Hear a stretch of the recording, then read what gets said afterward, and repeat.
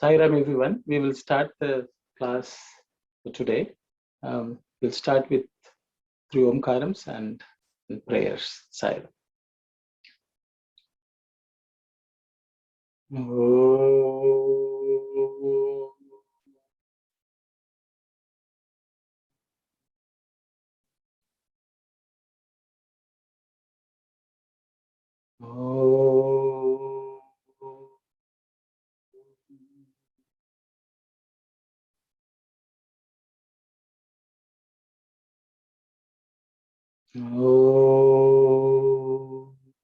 So I just wanted to take you all through this prayer. I have some transliteration here, as you can see. I just want to highlight because some of the accents, though it's not a Vedic class, but I thought I would just highlight so that you can be aware of it. So this Om, which is just a common straightforward Om. Here you can see a small dash here below the A. That means the pitch of that sound is a little lower. So in Sanskrit, there are 3 levels of pitches. So this is the lower one. Sa, ha. So, it goes from, this is the lower pitch, this middle pitch. And this one, there's, a stroke upwards. That means it is a higher pitch. Sahana vavatu, sahano bhunaktu, saha viryam karavavahai, tejasvina padhita mastu ma vidvisha vahai. So that's the way it goes. I thought I would just highlight. If you have any questions, we can discuss it later. But I thought I would just point it out. So what we are going to do is we are just going to review some of the points which we covered last week first. And then I will proceed for whatever we were going to do today, okay? So as I told you earlier, we are just going to first focus on the pronunciation. And then we will see how we can write and recognize written letters. And then we will move on to words once we have covered all the alphabet. Okay, so just to go through the short vowels which we covered last time. So as I told you, the sound is produced from the back of the throat, so the mouth cavity, and then sound moves forward to the tip of the mouth, which is the lips. Okay, so the first short vowel which we looked at was a. Then the second short vowel was e. The third short vowel is r in terms of progression, r. The next one is close to the teeth, where the tongue sort of comes near the teeth, is l. And the tip at the front of the mouth, the lips produce what's called u, okay, which I think all of you are familiar. I had also highlighted what the tongue positions will be for each of them. A means the tongue sort of rises up near the back of the mouth, near the palate, soft palate, and you produce a. E is when the tongue sort of rises up parallel to the mouth cavity, palate, roof of the mouth is just be parallel, and then you produce what's called E. R is when the tongue actually is bent and is pointing upwards. R. Okay. L is when the tongue actually is towards the teeth, almost not touching the teeth. As I said, none of the vowels involve any contact in the mouth, but the tongue sort of raises up and is sort of pointing near the teeth, and you produce L. The last one is U. I think it should be pretty straightforward. Then I also mentioned a couple of things, which is prayatnam, the effort, sthanam, the position, the strength which you apply to produce the sound, and the time period. So the R becomes a longer one. The longer one is more or less double the time taken to pronounce. So the same short vowels, you say them for a longer period of time, which is A, E, R, A, and U. Okay, all of them longer than the short vowels, more or less double that amount of time.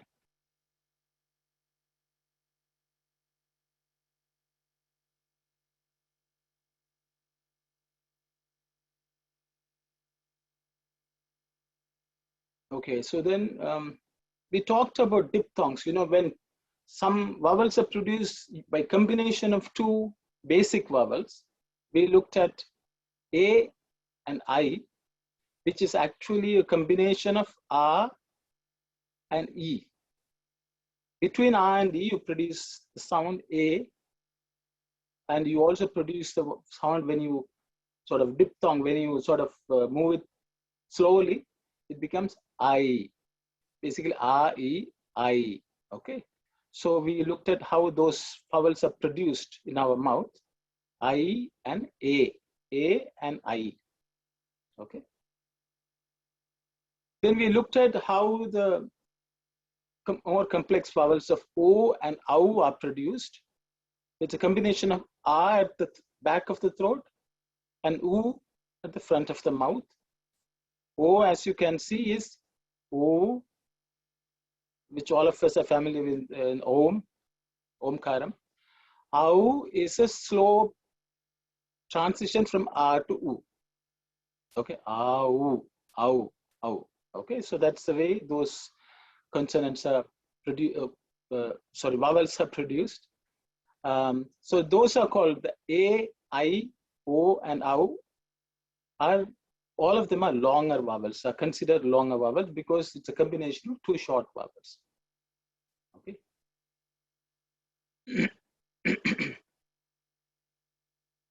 And I also talked about the two special vowels called Ah, which is called Visarga.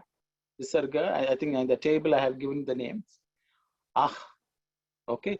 That vowel, actually, that vowel Ha is actually breathing air. It's not Ha, which, you know, where you sort of touch the sound and produce a more pronounced Ha sound. But this Ha is only air coming through. Okay. Ah.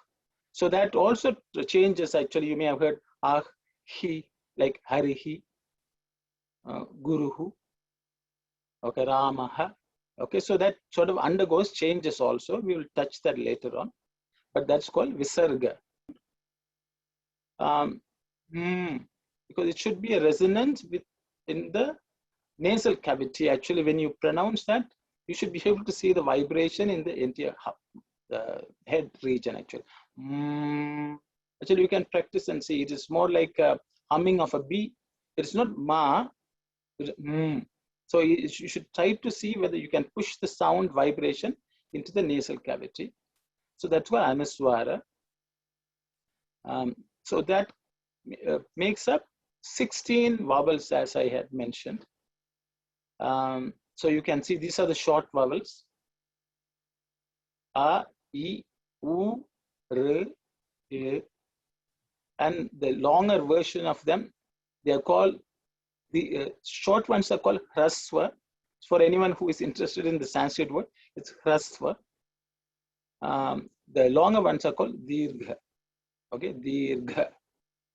Long Swara. Swara is the name for, Swara is the name for vowels in Sanskrit. Swarah means it's plural. Okay, vowels. So the longer versions are A, E, U, R, E. Okay, and then we covered these are called Guna or Vriddhi. Actually, that's the name of the words. I will not go into the details of it. It's just for anyone who is interested in the information. I think at this point in time, we'll just focus on the sound. First one is A, I, O, ow, okay? And I've given the combinations of short vowels which produce that sound, okay? Or the combination of vowels itself. I will discuss this. I put this because this become useful in a concept called Sandhi. We can discuss that when we come to that point later on in the course, okay? Then Anuswara is which is produced in the nasal cavity, and Visarga is the two dots which are like a colon, which is basically like that. At different points it changes how it is pronounced, okay? So we'll come to that. So I thought I will cover those points. I don't know if you have any questions, we can address them later. I also covered Om, which by itself is a letter, but it's a combination of three things, three basic vowels, A, U, and Anuswara, which is okay? So that by the combination of those three, it becomes one letter by itself, which all of us are familiar because of the symbol Om, which we see everywhere, okay? So this is just by way of revision of what we discussed last week. Now I would like to go on to writing in Devenagari. I don't know whether you all will be writing on a regular basis, but it may be good for you all to know how it's written. And also it will help the recognition of the letter in a better sense. Even if you practice writing the letters once, I think the memory, you will be able to recognize them when you come across, when you are reading something, okay? Writing in Devenagari, I thought I will just talk about something called Shiro Rekha, okay? It's called Shiro Rekha. It's two words are combined here. One is called Shiras or Shiraha. Shira means head, okay? Rekha means line, okay? So Shiro Rekha means the connecting line at the top of the word, which you normally see in Sanskrit. So as you can see, this Shiro Rekha, there's straight line connecting all the words, all the letters. There is some symbolism, so either I will just spend a little bit of time, because Shiro Rekha is something which links all the letters, okay? So it is also supposed to symbolize divinity which connects all human beings. The Atman in us is the Atman in the other person. That unites us all, whether we realize it or not. That's a string which runs through every single thing in this creation, okay? So whenever we are writing, we should not forget that everything is hung on that cord, which is the connecting cord, which is God himself. So Shiro Rekha is the most supreme line which connects all the individual letters. Just like every single human being is connected through divinity which runs through all of us. The Shiro Rekha is supposed to link every letter, and only when it links together, there's meaning. That is also considered unity. Unity, bringing the letters together, you produce a word. So in this world, so to recognize that, to remember that and recollect that, that line is put at the top of the letters. So you can imagine how much of thought the rishis have put in, even to design the letter and writing system. Of course, it also makes sure that the letters are written, because in those days, we don't have printed books lines where you can write. So that itself also became a line under which everything is neatly arranged. So those were two reasons why Shiro Rekha is important and the spiritual significance of it. So whenever we are writing, we should not forget every letter we write. We should know that there's a divine element in it, and that's the one which will help us connect. So they wanted the language and the writing, everything to remind us of the divinity inherent in everything in life.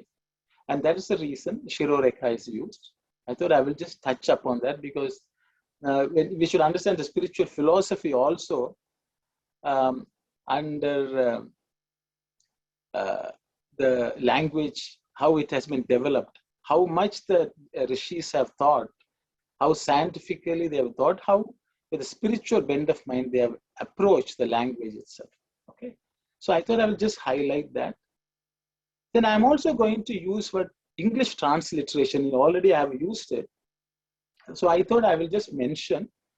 It's just for information purposes for whoever is interested. So I am using something called ISO 15919. That is a transliteration schema. For example, what's R, how do you write it in English? If it is E, how do you write it in English? So there are many people who have tried different ways of writing, transliterating in English, so people can look at the English script and read. But a proper transliteration will make us, if all of us, be on the same page.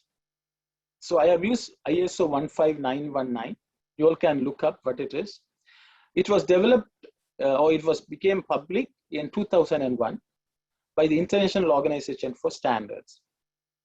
What they had done was they have taken a previous system. Actually, there are about 5 or 6 systems which are used for transliteration of Sanskrit.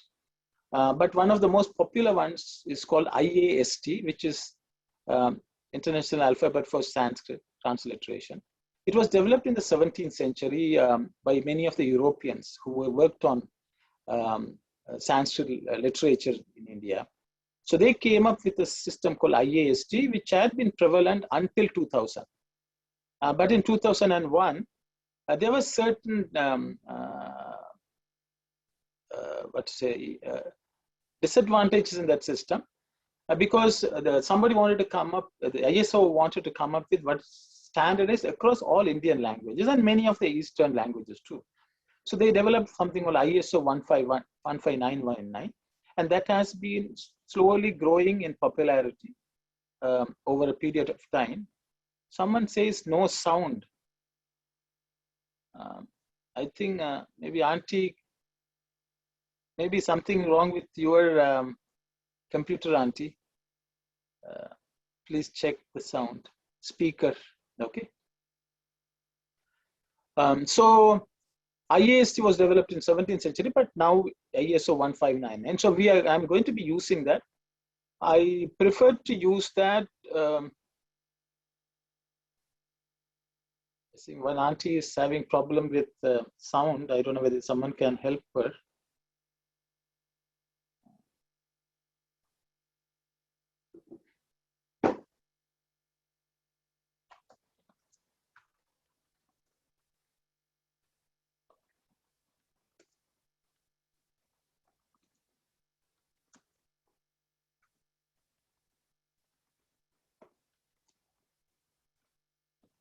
Sorry about it.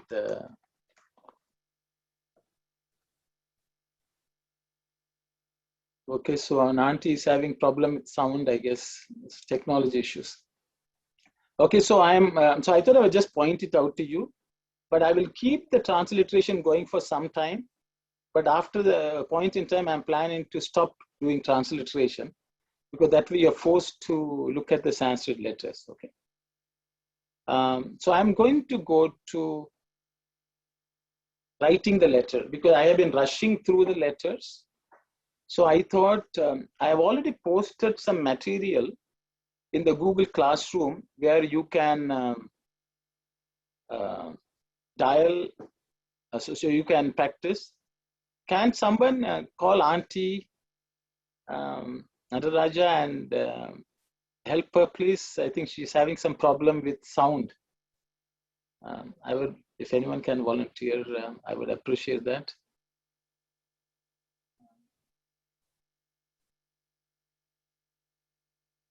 I'm just going to pick somebody to go and help her.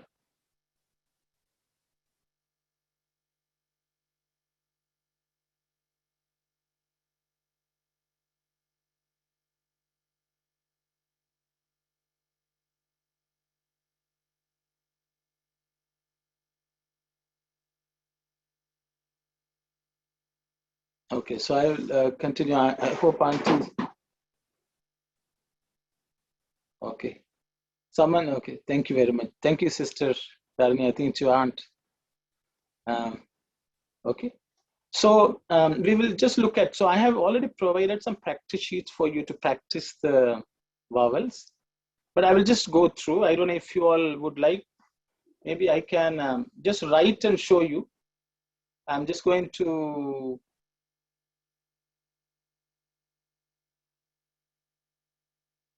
I'll just spotlighted me.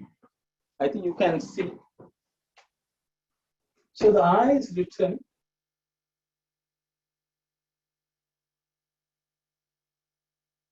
like you write a 3 more or less.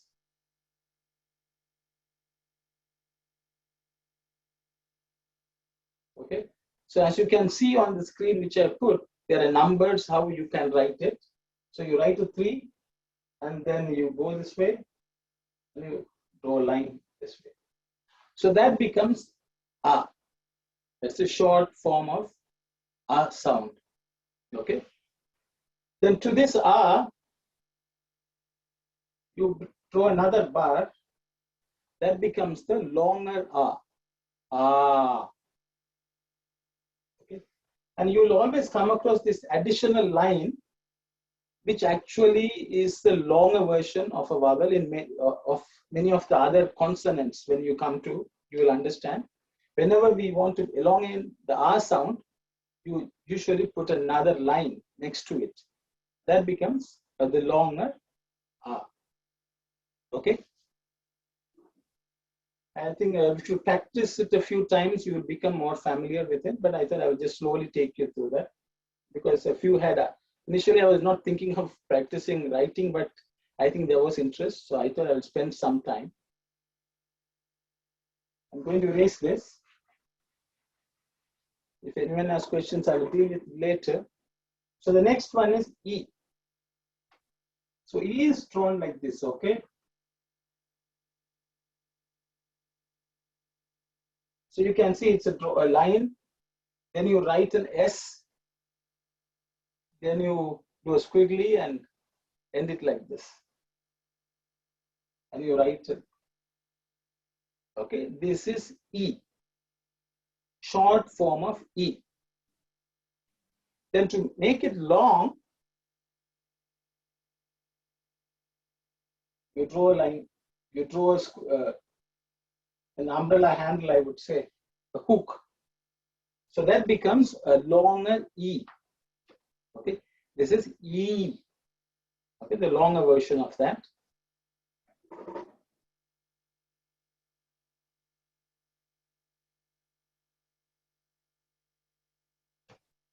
So now I'm going to cover the next vowel.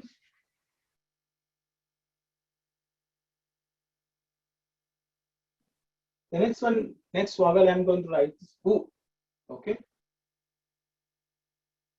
which is like A, but just 3. You know, if you want, it's easy. Then you draw a line. This is U. Okay, just 3 you write and then draw a line above the Shiro Rekha at the top, and it becomes U. Okay. For the U to become longer one, you draw more or less a tail, as a curved tail, I would say. That becomes a longer U. U. Okay.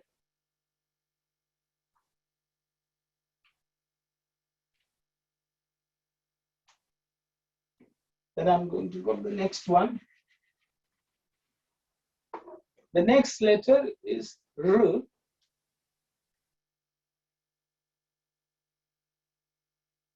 So you can see I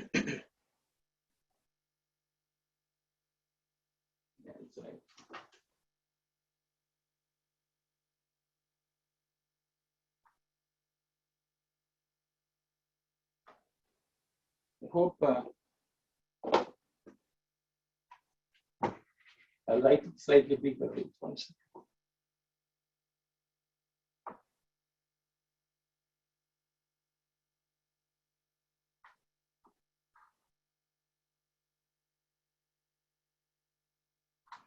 It's a bit complicated. I hope it's okay. you can look at the picture. I think it's a bit more clear. There are numbers given, how you draw the strokes. Okay, this R, for making it longer, this curve is actually increased once more. So there are double squiggles, which makes it a longer R. Okay. You will not come across this that often, but I thought for just so that for sake of completeness, I thought I will leave it there. The shorter form actually you would come across more often. The longer one is just academic purposes. I have put it here.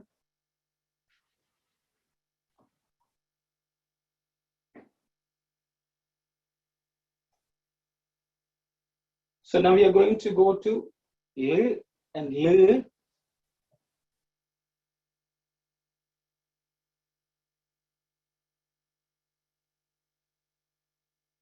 I hope it's clear.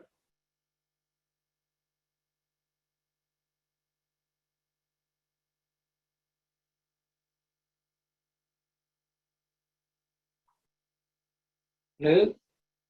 This also you may not come across that often, but just for the sake of completeness, I have included it. And the longer version again, you add another extension of that curve. So you can see this curve usually comes to expand the sounds for R and R. But I thought just for your information, I'm covering that. But I wouldn't say that you need to worry too much about these two letters. Okay, I'm just going to erase it. The next one is A.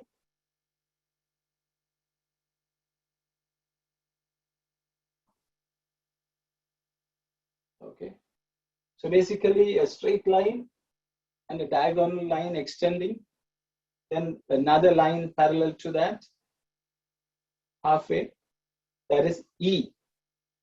Sorry, A. Okay, that is A. And for I, at the top circle, you have an extension like this. Okay. Okay, there are some comments I will just read. I hope. Yes, I will be the slide will go later on today to the Google Classroom, and you can always view. Go to view, click. I think I have spotlighted. I hope you can. Okay, thank you very much. I hope. Sorry, I don't know whether I should allow you to unmute. I should wait like 1 second. I had.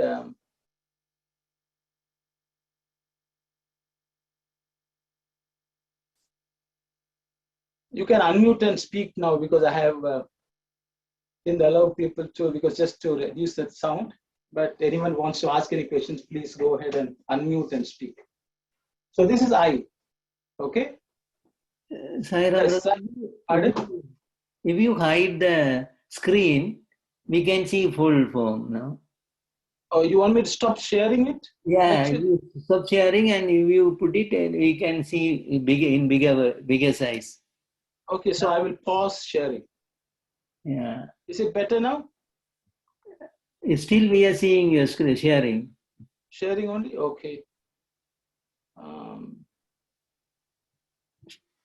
Okay, now it's okay? Yeah. That's okay, sorry about it. I hope, do you want me to go back and go through each of them, and now it's okay? I get it, but I don't know others. Okay, I think it's best to rewrite and go a little slowly, please. Okay, fine. You know. So we'll start with. So I'm going to go again. I thought when I spotlight myself, the share screen would become smaller. Maybe I'm wrong.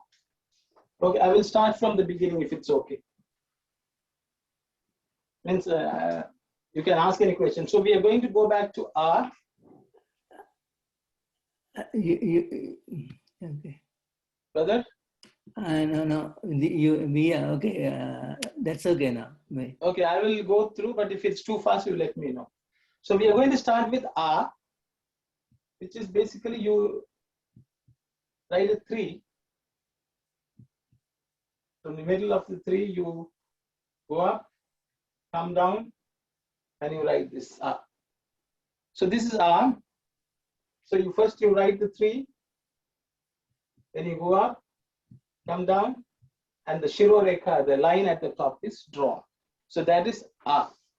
So the slides which I have given and the practice material which I have given has numbers provided, so you can actually know how do you draw. But I thought for everyone's benefit, I will just take you through once. Okay. And this is the shorter form of A. To make it long, you draw a parallel line next to it that makes it A long one. Okay. So this second line is usually you will come across that even in normal reading later on, when a line like that is put, the sound gets elongated, especially the R sound gets elongated. Okay. So that is A and R. Now we'll go to E.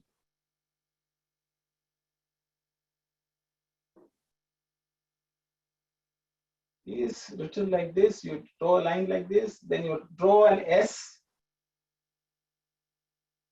then you write like that. Okay.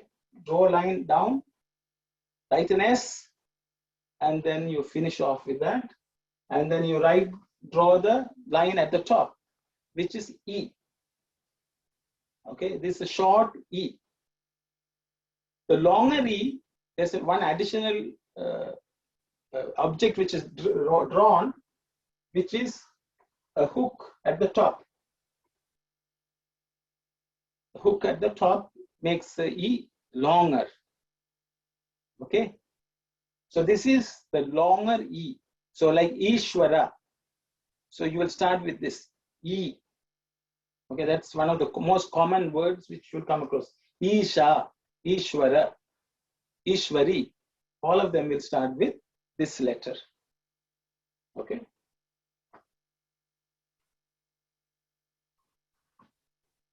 The next one I'm going to write is U, short form of U, which is basically a 3 with a line at the top. This is U, short U.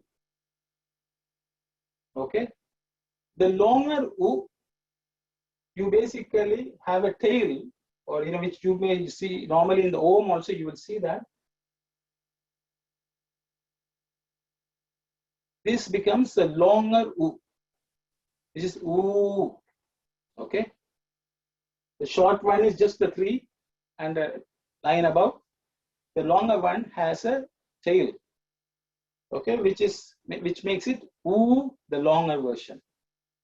Okay. I hope Sister Bhavani, the speed is okay. Yeah, that's good. Yeah. Fine, thank The next 4 letters are not that critical, but anyway, I will go through them, which is R and L. Okay. You will not come across them that often except the first one, but just for completeness, I will go through them. So you draw more or less a C, or a D actually, just half of a D. Then you take it up just like Om, I would say. So this is R. It's a bit difficult, but if you look at the material which I give, you will figure it out. You draw sort of a D, half of a D. Then you draw a line like this. Then you draw. I don't know how to explain it, but you will have to see. If you see the material which I give, you will be able to find. And then you write, you draw line at the top. This is R. This is a vowel which you will come across reasonably commonly, and especially in words like Rishi, R, Rishi. you will come across this word. The first letter in the word Rishi is this, R. Okay. To make it longer one, you will, I don't think you will ever come across, this is my personal view, but just so that your information, I would say, you add another squiggly here. That makes it longer. R. Okay. I mean, I myself have not come across this often in any, or this at all in any of the things which I've read, but I thought just for the sake of completeness, it is given here. Okay. You can take a look at the material, and maybe if you want next week also, we can just go over if you are interested. But I'm just going to erase this. We are going to the word L. Okay. L.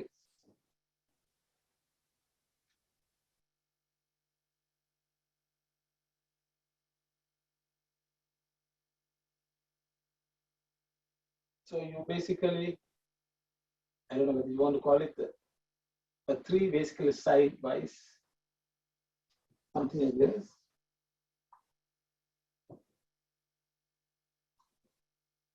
Okay, this is L. I doubt that you'll ever come across this also, but I thought I will show it to you.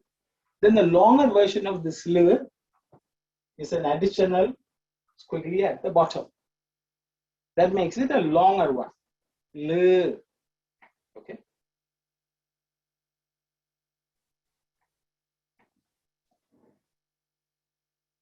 I'm going to erase this.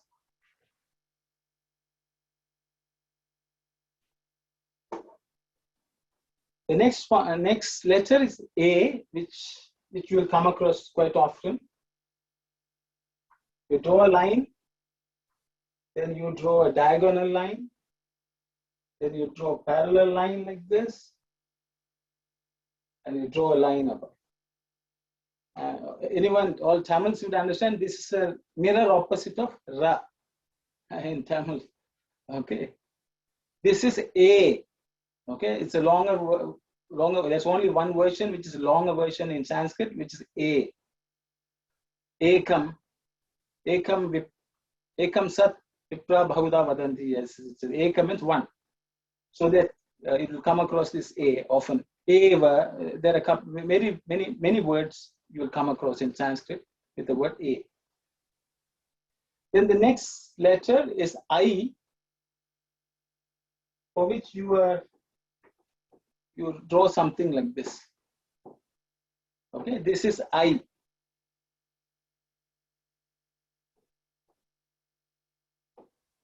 Aishwarya is a common word. Aishwarya is Aikya.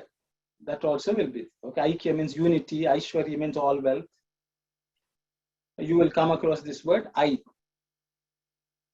Okay, so now we are going to go to O.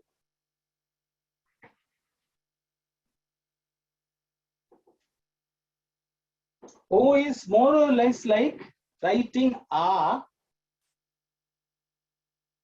and so 1 3 like this. Is it too short?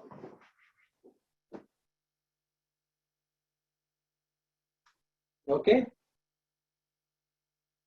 So you recognize this as A. I hope you recognize this as A. You draw a line above the A. So this is, as you can see, it's A. To this you put this, that becomes O. Okay. Basically you are writing A, the longer A, and you are using the same extra part which we had written for I. Here also we are using it. So this becomes O. Okay. And the next letter is Au. Basically writing another one. That becomes Au. So the difference between O and Au is just an extra piece here. Okay, extra squiggly at the bottom, at the top. Okay, that is Au. Okay, if everyone is okay, I will erase this.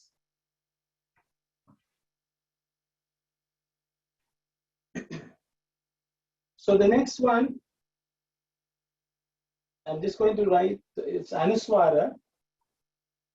Anuswara is not this. Anuswara is the dot which comes at the top.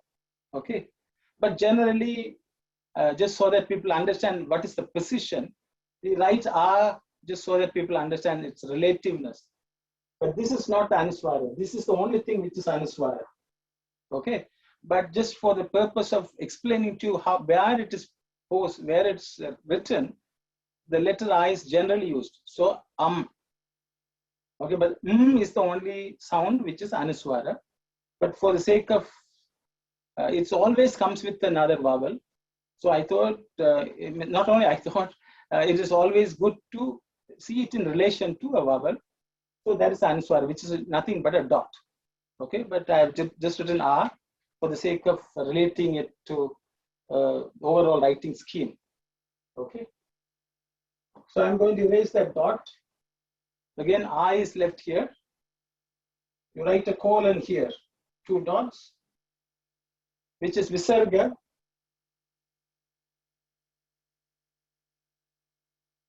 Which is basically an expelling of air. So many people would say when you say and you expel, even the air should come out with the sound aha, ramaha. Okay, but it should not be ha. It should be just more air than the sound. Okay, aha. But so that just to communicate, people make it a bit more the stress on the sound. But once we learn the sound, we should not make the sound the word ha. Is my understanding? So that is the visarga, which is this 2 dots or colon. Okay. So that is all the vowels which I wanted to point out. I'm just going to again go to the sharing of the screen.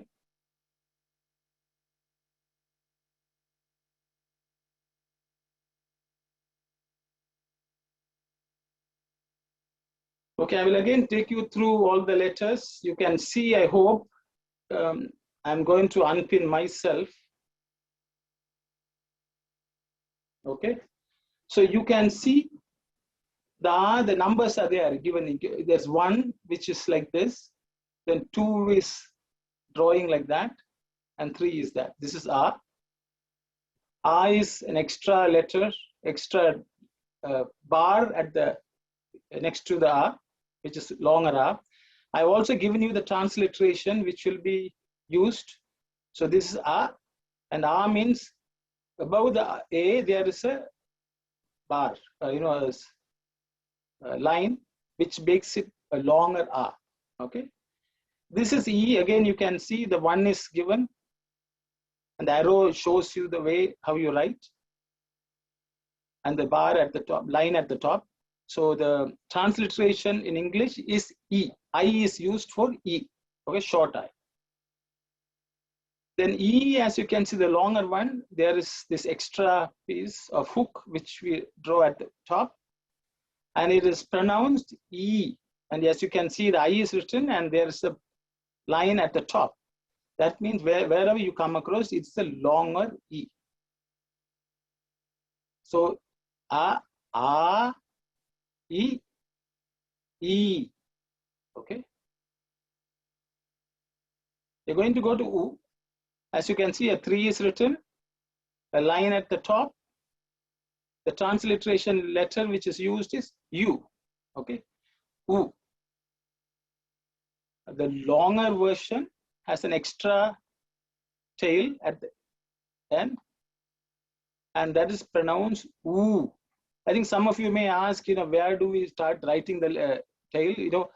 Each print will have its own style, but as long as you understand that you write an U and draw a tail, somewhere you will see the tail starting in the middle here. Sometimes you will see it here.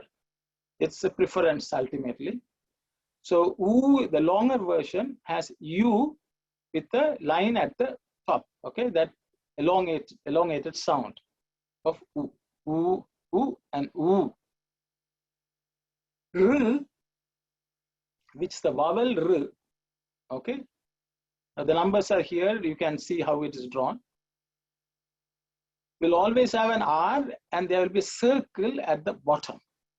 Okay, as you can see, a circle at the bottom would mean it's a vowel R with R. Okay. You will come across this one, especially when we write something like Krishna. So we'll put K and this. So that means it's Krishna. Okay. Just be familiar with that. Okay. R with a dot at the bottom means it is the vowel R. Okay. The longer version you may not come across, but it's just for academic purposes. The same Ra with the extra. The difference between this and this is an extra squiggly at the bottom. And the transliteration has a line at the top with an R with a dot below and a line at the top. So that is a longer version of R. Okay. Anyway, I'm going to post this material anyway, so you can take a look at it. I don't know whether I should post the material a little before the class, so you have print it out and keep it ready. I think that's also something which I can consider doing, so that you can take down notes on the printed material. I will try to do that, have the deck ready earlier, at least 1 or 2 days, so you can print it. And that will make it easy for you all. The next vowels are L and L. The numbers are given, I think. So I will point out only the transliteration here. It's the L, letter L, with a dot at the bottom, which basically means it's L, which is the vowel which you will come across. I doubt that you will ever come across, but it's there. And that's the schema of transliteration. I put it here just for your information. This is a longer one. It has an extra squiggly to make the a longer one. And the transliteration is also the same, L with a dot below and a line at the top. Okay, this is L and L. Then this is the A, which we spoke about already, line. There is some curvatures they put just for stylistic reasons, I guess. So it is a line and a diagonal line extension, a parallel bar halfway, and a line at the top. This A, you will always come across E with the line at the top. Okay. So this is I, which is A plus some horn at the top, I would say. I, you will always come across A and I, okay, as the transliteration in English for Roman letters. So now we are going to go to O and Au. As I said, you write the R, the longer R, and you have a horn at the top.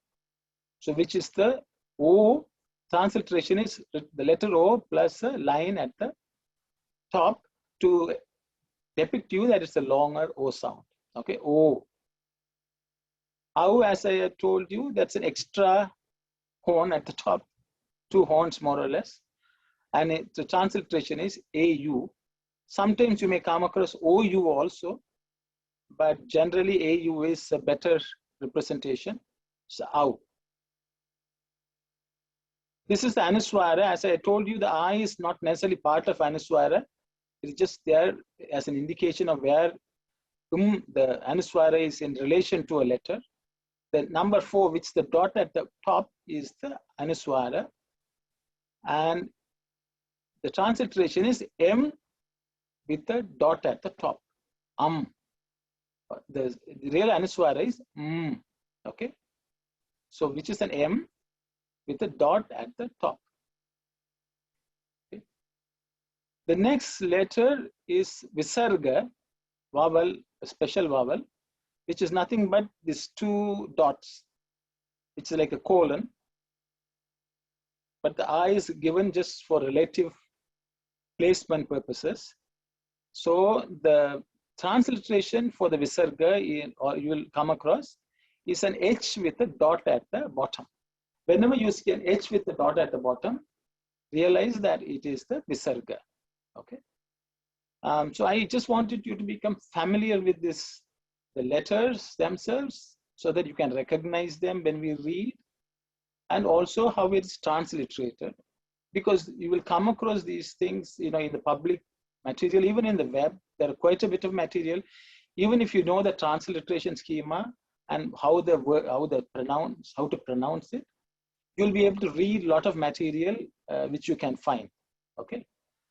So if you learn the Devenagari also, it'll that much more richer your ability to read material would be.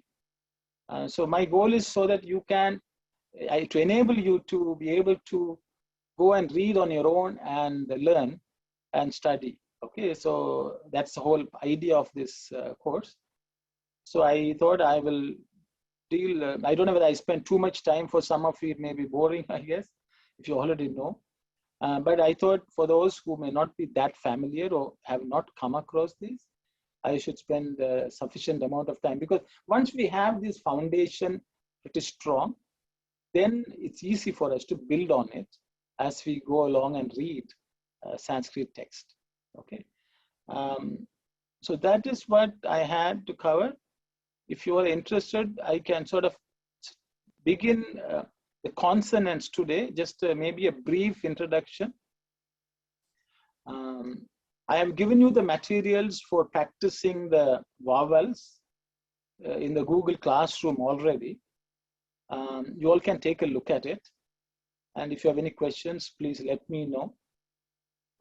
I'm just going to touch upon the consonants today, just a brief introduction, and then we can, maybe I will just show you a couple of them, just so that I have about 5 minutes. If all of you are okay, and if you will, if you're okay for 5 minutes, we'll spend some time on the consonants, and then we will open up for question and answers if you have any. There's a comment. Yeah. Okay. So Vyanjanam. So the singular word for consonant is Vyanjanam. Okay. And Vyanjanani is consonants plural. Okay. I put something in Sanskrit here. It's not essential, but I thought I would just, for your anyone who is wanting to investigate more, they have some information. Vividam gachatya juparag vasad iti. Okay, actually, if you break it down, vividam means many. Gachatyat means how it moves. Okay, something which moves or spreads, whatever. Uparaga vasad means it gives a variety of, it gives certain colors. It makes it also pleasing to you. It makes you attractive. Vasad iti vyanjanam. So whatever, see, for example, if you take the vowels, they're just sounds which go, So for many people, it'll be boring. So, we like to decorate with different things so that it becomes colorful. It makes much more meaning for it and attractive also. So the consonants give us the color for the language, and it also makes it attractive, and it makes it beautiful. Okay, that's where Vyanjana is also decoration, you could say. It symbolizes spreading the spark of knowledge, because for us to understand anything, we need language, words. If somebody says just sing Om and you will understand, sometimes we may not understand what exactly it means. So sometimes you have to make various sounds which makes it a bit more colorful, and because mind is always looking for variety and color and different tastes, different flavors. So the consonants give all that to the language. How do they do that? They block the flow of air and then release, block and release. It's like, you play hide and seek with the children, and children love it. You can't see and then you can see, So what it does is it blocks and then it releases. That's what the consonant does. And how it closes and opens creates various sounds, and that adds color to the sound production. And with those colors, we are able to produce so many words, make it more enjoyable, more sweet, to the tongue and so on. So that is the work of the Vyanjanas. Consonants basically add color to the vowel, the sounds which flow naturally from this universe. Okay, so that is the Vyanjana. Vyanjana many, we will cover them one step by step, and then I will look at all of them. The most basic start of the consonants starts with a sound called ka. Ka.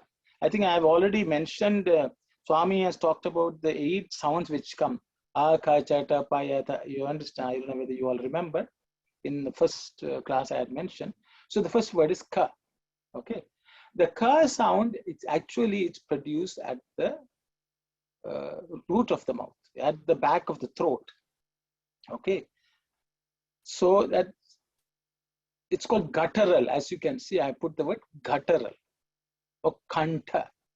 Kantha means throat. Okay. So that is where the ka is produced.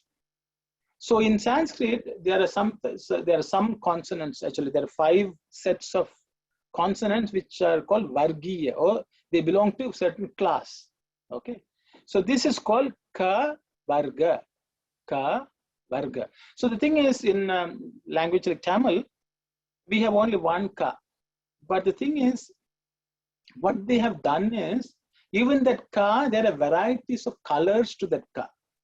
And the rishis have studied them, and they have structured it in a manner so that you produce all varieties of that sound possible, which are meaningful, at the same time, which have certain vibration, which have power. Okay. So that is ka varga. So ka varga consists of 5 letters actually. Okay. Actually, it is 4. The last one is called the anunasika, which is produced through the nose. Okay. So if you, I think all of us know ka. Ka. I think everyone produces. What happens if you really observe, the tongue actually raises and touches the palate. And it blocks the air from coming, and then it releases it. Ka. You can produce sound and say ka, ka. So the tongue rises up, blocks the sound, blocks the air, and then it releases from that point. So here the word ka. So for example, if you take the flute at different holes, if you close and release, the sound comes. Okay, it's the same thing, same technology, you know. So you produce what's called ka. Okay. Then the second one. So there is I will just produce a sound ka, ka, ga, ga, and this is called nga. Okay. In all, by producing all these sounds, the tongue position is exactly the same. But what changes is how the air is produced and how it's resonated. Okay. These 2 are called hard sounds. They are also called swasa. Okay. That means you produce the sound only through just breath. You don't add resonance to that. Okay. See, there are multiple classification and description. I have not put all of them here because it will get too crowded. So swasa. So these 2 are called swasa, and these 2 are called nada. So for example, this is ka, this is ga, ka, ga. So you actually exactly say, but the thing is here actually you're pressing it hard. That's why the word hard. Here you're touching it soft, but you are resonating it. It's called soft. Ka, ga. So this is also called swasa. It means you don't resonate, you just push air. Ka. Then this is resonating nada. So it's called ga, ka, ga, ka, ga. Okay. There is a similarity between this and this because of the same amount of air is pushed for this letter and this letter. This first ka letter and the third one, the same amount of air is pushed, which is called alpa prana. Alpa prana, unaspirated is the word which I've used here because that's what everyone uses. Alpa means little. Prana means air. So you produce only little air for this. Ka and ga. As you can see, this also alpa prana. Ga. Ka and ga are produced with very little air. Okay. This one, this is ka and ga are called Mahaprana. That means you pack a lot of air and push it. Okay. Ka, ga. Okay. So this ka and this difference is, this is ka, this is ka. This is ga, this is ga. Okay. Generally in writing in English, they put HA, but please understand it's not gaha. Okay. It is actually, it indicates that you have to push more air. So, okay. Ka, ka, ga, ga. And this one is nga. So basically you keep the tongue the same way, but you resonate the nasal cavity. Nga. Okay. We'll come to that, the use, I will come later. I think most languages in Indian languages have this sound. NG is the sound, you can say it is closer to NG. Singing, and sing, something like sing. That, okay. So, ka, ka, ga, ga, na. Okay. So there are many people in many places, they will say, they give English equivalent, so that you can pronounce like that. But I would say we should not get caught in it, because these sounds are not produced distinctly in English, okay, or even Tamil. But I think some of the North Indian languages it is produced. So for today, I think I just wanted to touch on this to explain to you how the reality is. See, if you take a language like Tamil, we also produce these sounds, but we are not consistent in how we produce. Some people will say use the word ka, some people will say use the word ga, ga. All of them are indiscriminately used. We don't consistently use them. But in Sanskrit, these sounds are categorized and consistently used. So that means there's a certain discipline on how it is produced. It also is believed by saying these words, actually you strengthen your lung. Okay, this also becomes a pranayama. Ka-ka, ga-ga, nga. Ka-ka, ga-ga, nga. So one of the reasons people say that it also helps a lot of speech problems, breathing problems, can be treated by just chanting these vowels and consonants is another theory. People are using them to teach, rectify certain speech problems also, because there's power in how this sound is produced, because there are vibrations. They also act on our nerves and our body also, body organs. So we should, I will just practice along with me, mute it and practice, I guess. Ka, ka, ga, ga, nga. Ka, ka, ga, ga, nga. Okay, practice it. So basically you, little air, more air, sound with a little air, sound with more air. That becomes ka, ka, ga, ga, nga. Ka, ka, ga, ga, nga. So, you practice it. Slowly, your vocal cords, your system, your body, everything will supposed to improve with that practice. Okay. So it's 10:05. I will pause here. I don't know whether I have packed too much material, but I just wanted to introduce you to the consonants here, because I think we should make some progress also. I hope the speed with which, the pace which I'm following is good enough for you. It's neither too slow nor too fast, I hope. I will open it up for any questions anyone may have on the material which we discussed today. Saira. So this Mahaprana should be aspirated, not unaspirated, right? Is a sorry. Okay, I will fix. Sorry, brother. Thank you very much for pointing out problem with the slide. I will fix it. Thank you very much. I have a question on the Sahana Bhavatu that, okay. I don't know if you can bring it up, it's easier, but yes, I got it. Okay, that in the Tejasvina Vadidamastu, Te, the syllable Te has lines underneath and above. So it's okay. It's a bit confusing. That's I know it's a bit confusing, but that's the best they could do. The line at the top on the E basically tells you it's a longer vowel. right. The lines at the bottom actually basically means that it's a lower pitch.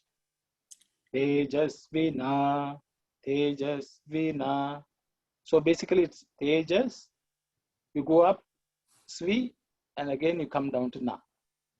So this line at the bottom indicates that it's sounded at the lower pitch of the three pitches or the accents which we use, okay? Lower pitch, but long A. It's not long A. Here it's, yes, long A. This A has a dash on top, line on top to indicate that it's long. Te, ja, svi, na. Okay. Tejasvi na. Tejasvi na. Okay. Is that okay, brother? Yeah, but still, no, not this. Just an example. There are many other instances, but you see, if it's say Sahana Vavadu, that just the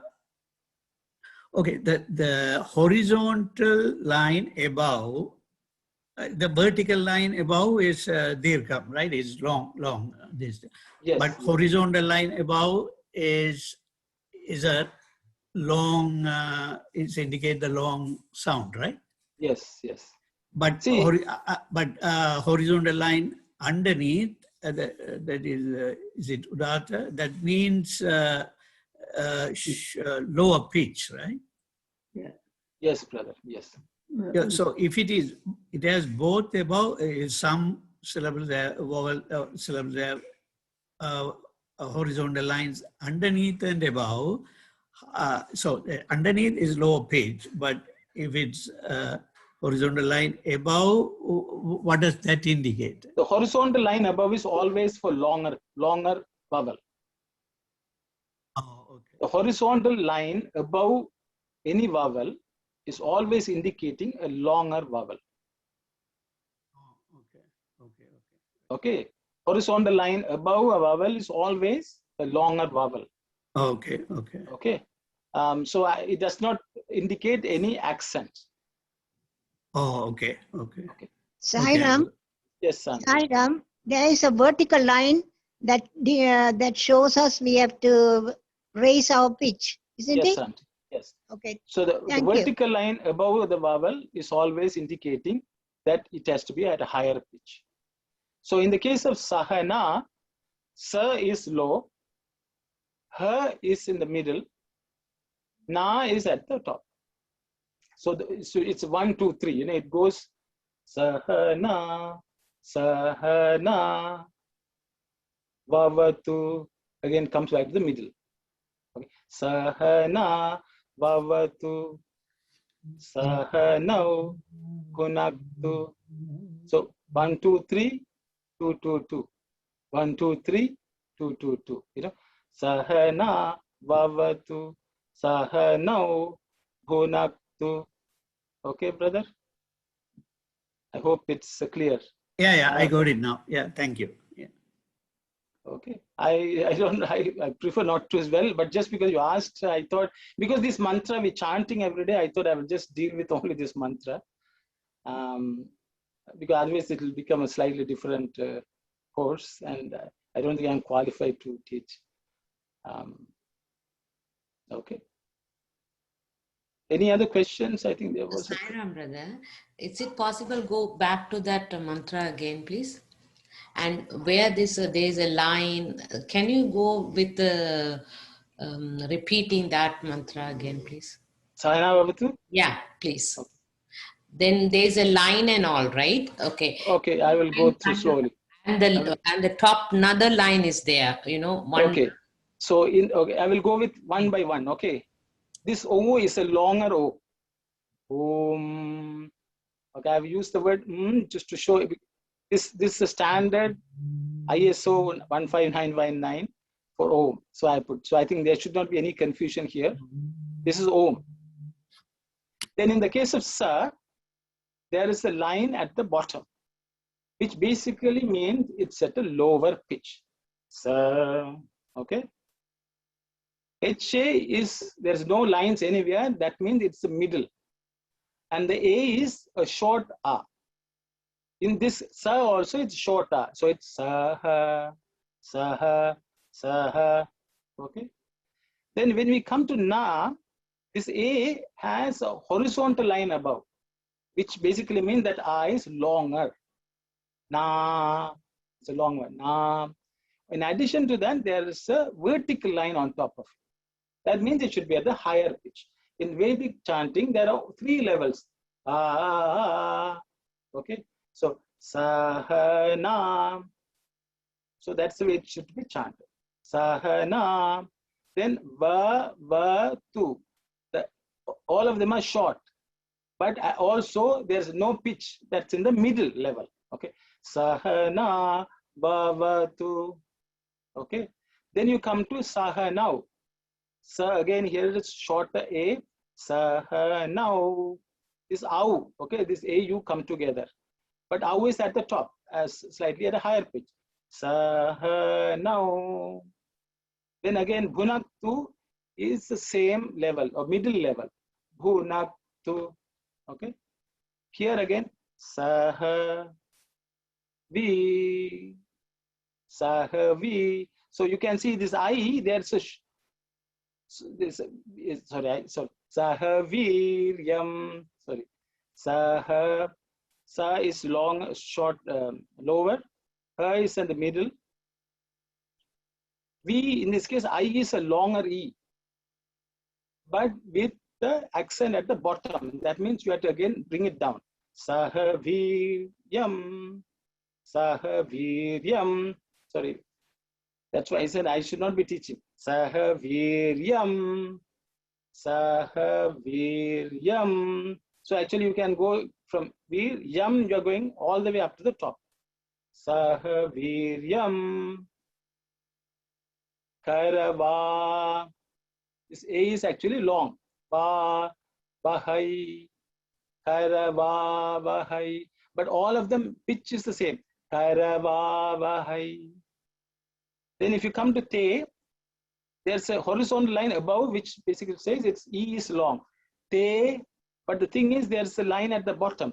So Te, Te, Ja, Te, Ja. Ja is short but it's lower. Tejas, Vi, Tejas, Vi. We are going to the middle level. Na, again longer A. Na, Tejasvina, Pa, Thi. Thi is again E is long. Tejasvina, Vadhi, Tamastu, Mastu. Again U is lower. Tejasvina, Vadhi, Tamastu. Ma, middle level, Ma, but its I is long. Okay, Ma, Be. There's a vertical line above I, so that is short E, but it should be at a higher pitch. With Bisha, with Bisha, Sha again you come down. Okay, but it's an I is long, so that's why there's a line above. Bisha, Bahai. There's this double line at the top, which pronounced as Bahai. Okay, so I with Bisha Bahai. Okay, so then we go to Om Shanti. Om is common. Sha is longer. A, Te, Shanti. There is, because E you come down, there's a line at the bottom. Shanti, Shanti, Shanti. E. So that's why there's a vertical line above the I there. Okay, it's a bit too confusing. I hope it's not. But anyone who wants to spend some time, I hope, is that clear, sister? Yeah, thank you very much, brother. I think there was another question someone asked. I thought I skipped. I think Sister Bhavani had posted something on the chat. She says, how about asking people to write a letter or two on the whiteboard? Someone has to come here and write. Unless they have whiteboards at home, they can practice. See, I know in the classroom. No, Anna, I meant on the share screen whiteboard. Oh, shared screen whiteboard. Any brave people willing to write? I don't know if anyone willing to, we can try. Actually, at the Q&A session, maybe we can try when there is time. And, I would rather, when I speak for the first hour, I will just go on. But if anyone wants to practice, it's good. Because I'm going to anyway give the practice sheets. I think people can practice. And if you want to send it back, it should be pretty straightforward. I understand there could be interactive. If there are volunteers, I think Bhavani is volunteering to write and No, practice. I'm not. I was just suggesting. I think it can be done. Is it some annotate or something like that we can use? Saira, maybe Bhavani is referring that you use the whiteboard. No. She says others also can write. Sairam, so Anna, you go to share Yes. and then you click on the whiteboard. So if we have a volunteer who learned it today and want to write a letter and show us, That will be very good. you can But correct it for us. how Or do maybe you can write something and make us guess it. Because we learned a lot today, right? Yes, but I think I will test next week. Because it's too soon. Some may be, feeling left out. So everyone can practice. And I will just flash the letter on the screen and people can recognize. I think that's a good thing. I think Sister Bhavani has gone to testing now. Then I'll assign marks and who will be the price giving and things like that. But I think it's good. I think some interaction is always good. I want it to be interactive. If there are better technology we can use, people can suggest. I have tried to learn how to use technology and tried to do the best I can. I hope it is worthwhile. But I think, Bhavani, what you are saying is very good because, that way, some recognition, some practice online will be very good. I think what we will do is maybe next week I will do 45 minutes of talk, then 15 minutes of interaction, like testing and things like that. Then we can go on to some question and answer if you have any questions. Okay, I think that is the only way we are all going to learn and improve and familiarity. Even sorry, there are some of the slides which in a rush I have not, there are some errors which have crept in. I will fix them and then I will post it to the website. Okay. So Sairam, can you just suggest to us what homework should we do? Should I be writing this every day? How many times? See, as Swami says, there's no force. Okay, see, my job is to familiarize yourself. If you all want me to give you exercise, I can give. But at this point in time, this is just letter practice, which I've already given a sheet. People can practice that, and that will be good enough homework, I guess. I think you all have already too much work, homework, office work, and then I don't want to give additional homework. There are many ladies who are here. I think they are already overworked. Children, family, home, work. So I don't want to burden you, but it's up to you. I will give you some practice sheets, but I'm not expecting everyone to do that and send it to me. But I'm willing to give some exercise for you to practice. I think that's part of learning also. But it's your choice. It's an option. Okay, it's an honor system. Sairam, Sairam, there's an accent on Shanti above S. What that's a slanted line? What does that mean? Oh, so I'm not coming to that, sister. That is the sha. There are three types of. One is sir, sha, and sha. There are three shas. I will explain to you when we go through consonants, and then you will understand. There's an S with a dot below, and there's an S with a slant at the bottom, at the top, and both of them mean different sounds which are produced. When we come to that, that's why I did not want to spend too much time, but I just wanted to introduce you. But it's a good question you have asked. When we come to other consonants, you will understand why those lines are there and how to pronounce that word. Okay. Thank you. Thank you, Sairam. Thank you. Saira, you mentioned earlier that you would post the day's lessons a day prior. Could you do that? Not lessons, like some practice. Material.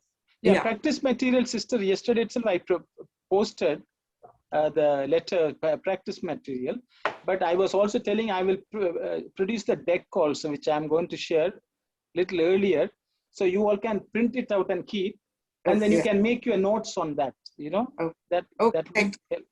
I'm hoping to do. I'm very sorry. I should have thought about it and done it, but you know, sometimes you know, I am also rushing at the end.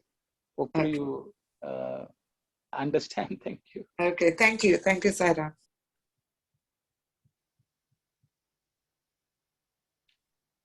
Okay, thank you. Some good feedback. I am happy. I will be happy if you all benefit and if you all find it useful. And that is the, you know, that's my sense of satisfaction that, you know, others are also able to enjoy what I am enjoying. I am able to read and I am able to understand. So if others benefit, it's that much more. That's the way I learned, because others share it with me. So it's not something which I have created or discovered. Most of this material also I have gone to the web and done some research and put together. So I am also learning from others. Any other questions from anyone? Sairam, brother, this is Vani. So when I'm on this slide itself, like, you know, we see Om, that's one letter, and then Sa, that is one letter. But here on the English letter, S-A is Sa, but only on the A, there is a line below. Why didn't we put the line below for the Sa, A itself? Yeah, so the thing is, sister, the consonants just add color, but they don't actually produce the sound. So the thing is, even though in Sanskrit there is one letter here, actually it is a combination of a vowel and a consonant. Okay, S is the consonant, A is the vowel.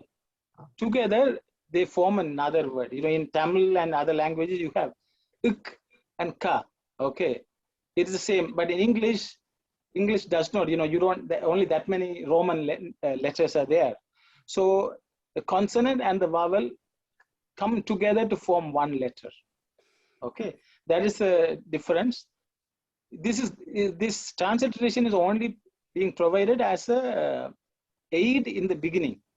At some point we should give that up and we should go straight to reading the Sanskrit because it's easier to read. There's less confusion, I would say.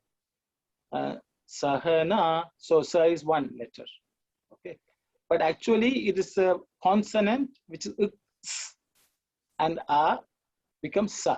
Okay, that is why so then the number of letters and is many in Indian languages, whereas in English you try to do everything with the 20 or or letters. That's the reason. Okay. Thank you. More to memorize. See, actually, you know, once you, I hope you all don't get discouraged.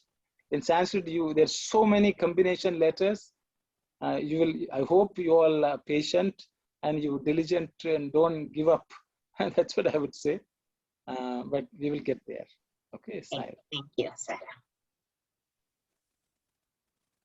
Okay, I think there are some comments.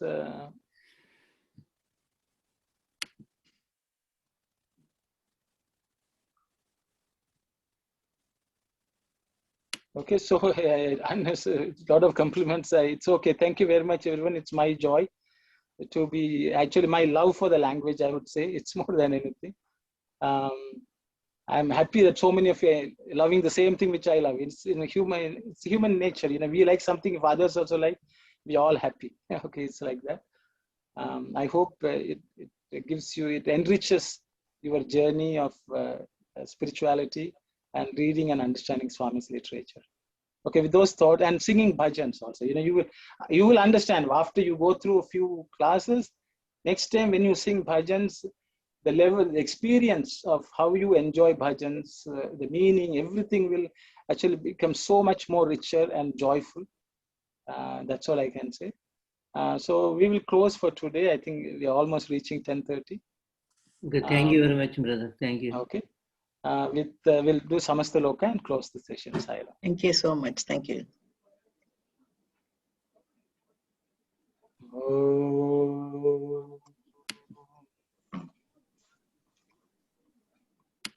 Samastha-loka sukhino bhavantu. Samastha-loka sukhino bhavantu. Samastha-loka sukhino bhavantu. Om Shanti, Shanti, Shanti. Sai Ram, everyone. Sai Ram, thank you so much. Thank you, Thank you. everyone. Sai Ram, thank Sai you. Ram.